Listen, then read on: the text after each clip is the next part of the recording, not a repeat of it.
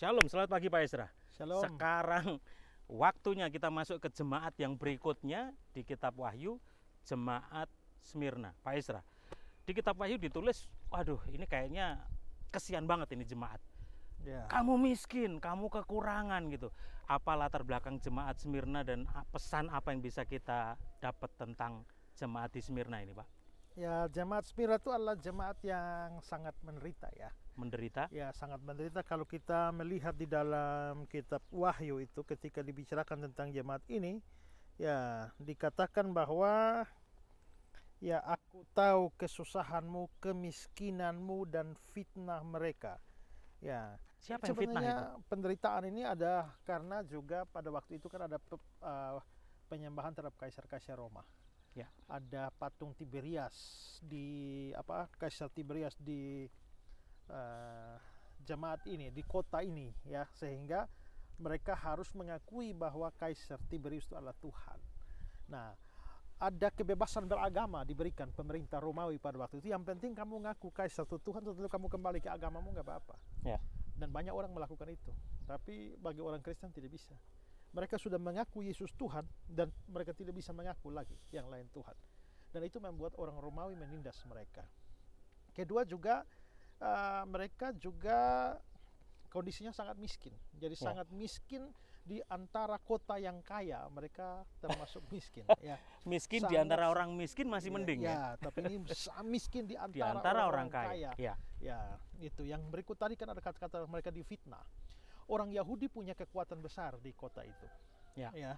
Bahkan mereka bisa menyumbang 10.000 sikal untuk pembangunan, dan karena itulah mereka bebas. Sinagog ada di mana-mana. Ya. Dan rupanya orang-orang Yahudi ini memfitnah orang Kristen. Fitnahannya antara lain karena orang Kristen itu ada perjamuan kudus. Inilah tubuhku, ambillah, makanlah, inilah darahku, minumlah. Maka mereka menuduh bahwa orang Kristen itu adalah orang yang kanibal. Ya. Sampai segitunya ya. Lalu juga dituduh bahwa orang Kristen itu penghancur rumah tangga atau keluarga, karena akibat dari ada Injil diberitakan, ada orang yang percaya dalam satu keluarga lalu terjadi masalah, bentrokan, dan rumah tangga jadi kacau. Jadi itu tuduhan penghancur keluarga itu dituduhkan pada orang Kristen. Lalu juga karena orang Kristen berkhotbah tentang akhir zaman, maka dianggap ini sebagai penghasutan terhadap masa. Lalu penolakan orang Kristen terhadap pengakuan bahwa Kaisar itu adalah Tuhan itu difitnah, dihubungkan bahwa itu berarti orang Kristen tidak setia kepada pemerintah Roma. Secara politis. Ya, gitu secara politis. Dan akibatnya adalah bahwa penderitaan terjadi bagi orang Kristen. Ya, jadi orang-orang Yahudi yang punya sinagog, makanya Tuhan sendiri bilang bahwa mereka itu adalah jemaah iblis. Dalam bahasa Inggris disebut synagogue of Satan. Synagogue of Satan. Makanya ada tertulis juga itu ya. Di ayatnya atau gereja setan, kira-kira gitulah. Setan, ya. Nah, jadi itulah penderitaan mereka. Itu. Wow, jadi ini menarik sekali Pak, karena kontekstual sekali dengan hari-hari ini. Hati-hati dengan yang namanya politisasi agama. Ya kan? Karena itu bisa untuk menghasut dan untuk menjatuhkan lawan politiknya. Salah satunya untuk menindas kekristenan. Pesan mengenai jemaat di Smyrna untuk sahabat Ngobras Pak Ezra. Ya, jadi Tuhan bilang di tengah-tengah penderitaan, bilang, aku tahu penderitaanmu. Ya, aku tahu. Klipsis itu penderitaan, kesusahan. Ya, ini bukan kesusahan karena kematian orang yang dikasihi, kesusahan karena hilang barang, hilang uang, bukan. Ini betul-betul kesusahan karena penganiayaan. Tapi Tuhan bilang, aku tahu. Kalau kita membaca di 7 jemaat itu semua Tuhan tahu. Aku tahu. Itu berarti bahwa pada saat gerejanya mengalami kesusahan, Tuhan bukannya tidak tahu. Dia tahu penderitaannya. Dan kalau penderitaan masih berlangsung, artinya memang dia izinkan. Bahkan dikatakan bahwa bukan hanya penderitaan yang sudah berlalu, tapi kamu akan dilemparkan ke dalam penjara selama 10 hari.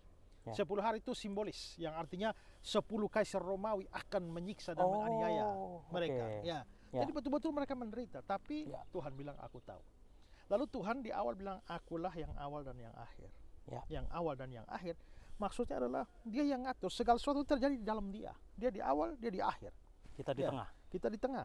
Penderitaan yang kamu alami, jangan kamu pikir bahwa Tuhan tidak tahu. Tuhan ngatur semua. Akhirnya juga semua Tuhan. Jadi semua di dalam kontrol Tuhan. Semua itu di dalam kendali Tuhan. Nah, itu menjadi penghiburan bagi jemaat ini. Bahwa di tengah-tengah penderitaan ini ada Kristus yang adalah awal dan akhir. Dan Kristus yang tahu Ya, semua penderitaan. tahu. Dan bahkan dia berjanji, kalau kamu setia, kamu akan mendapatkan mahkota kehidupan. Ya, nah mahkota itu adalah Stefanus. Ada dua kata, diadema, Ya. itu adalah mahkota karena keturunan, misalnya raja turun ke anaknya. Tapi Stefanus itu adalah mahkota yang diberikan kepada mereka yang berprestasi. Kota ini itu ada stadion olahraga, Ya. di mana mereka biasa berolahraga, dan yang dapat ini dapat Stefanus. Mahkota. Ya, Stefanus. Nah, Tuhan memakai gambaran ini bahwa seperti kamu lihat orang-orang biasa bertanding di stadion olahraga dan mendapatkan mahkota Stefanus, maka kalau kamu setia sampai akhir di tengah-tengah penderitaan pun, aku akan berikan Stefanus juga kepada kamu. Ya. Dan ini menarik bahwa ini ada seorang uskup Smyrna, Ya. yang namanya Polikarpus. Oke. Polikarpus ini muridnya Rasul Yohanes, jadi cucu Ya. muridnya Tuhan Yesus. Ya. Di mana dia sendiri, uskup Smyrna, akhirnya menderita, dibakar. Ya, dibakar hidup-hidup, masuk ke dalam api hanya karena dia mempertahankan imannya. Karena tidak mau menyembah dan menganggap kaisar sebagai Ya, Tuhan, dewa. Quadratus bilang, kalau kamu mau mengakui kaisar itu, menyangkal Yesus mengakui kaisar sebagai Tuhan, kamu selamat. Tapi Polikarpus bilang, 86 tahun aku mengenal Yesus, belum satu kali pun dia pernah mengecewakan aku. Wow. Masakan aku akan mengecewakan dia dalam beberapa menit ke depan? Ya. Tidak, kamu dapat memisahkan kepala saya dari tubuh saya, tapi kamu tidak bisa memisahkan hati saya dari hati Yesus. Wow, keren. Itu kata-kata Polikarpus. Polikarpus yang terkenal. Dan Polikarpus menjadi gambaran kesetiaan jemaat Smyrna di tengah-tengah kesusahan mereka, penderitaan mereka, Ya. di dalam ikut Tuhan.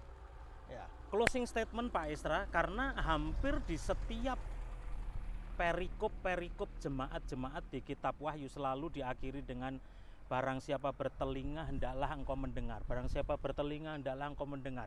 Apa Ya. pesan yang disampaikan melalui ayat ini? karena ada banyak orang punya telinga tapi nggak bisa dengar. Ya, dan ini adalah mendengar firman. Ya, jadi sebenarnya walaupun kita punya daun telinga, tapi kalau Tuhan ngomong tapi tidak Budek, mudeng, ya itu dianggap tidak bertelinga. Ya. Nah, bertelinga itu bukan hanya mendengar secara jasmaniah, ya, Ya. tapi mendengar firman Allah yang berbicara di hati dan pikiran kita. Itu baru dianggap mempunyai telinga yang sungguh-sungguh. Wow, Gitu. keren banget Pak Esra. Dan sahabat Ngobras, ternyata hampir setiap kata-kata di dalam Alkitab, khususnya di dalam setiap jemaat-jemaat di kitab Wahyu, Bapak Ibu Saudara, setiap detail, setiap gambaran, setiap contoh atau kata-kata apapun yang tertulis di sana ternyata ada latar belakang dari sejarahnya, Kondisi, ya. secara historisnya, secara bahkan bendanya, bahkan mungkin peristiwanya. Jadi eksposisi sebuah ayat, sebuah perikop atau pasal akan jauh lebih kuat ketika kita bisa menafsirkannya dan menggali dari latar belakang sejarahnya. Bukan begitu Pak Esra? Ya, benar. Wow, kita selesaikan dari 1, 2, 3 sampai 7 jemaat dan luar biasa. Saya percaya bisa menjadi berkat buat sahabat Ngobras. Bahkan kita berlatar belakang domba-domba yang sedang digembalakan. Ya. Dan biarlah seperti itulah hati kita, punya hati Gembalakanlah menggembalakan domba-dombaku. domba-domba karena kita mengasihi Tuhan. Dari tempat ini saya ada di Kapadokia bersama Pak Esra. Anda bisa dapatkan linknya, bahkan nanti materinya tentang detail mengenai jemaat-jemaat ini dari YouTube Esra Soru, juga YouTube RCC Jakarta Revival Community Channel. Dari Kapadokia, saya sampaikan pesan Tuhan ini bersama Bapak Pendeta Esra Soru dan saya, Yoswayan. Shalom. Shalom. God bless you.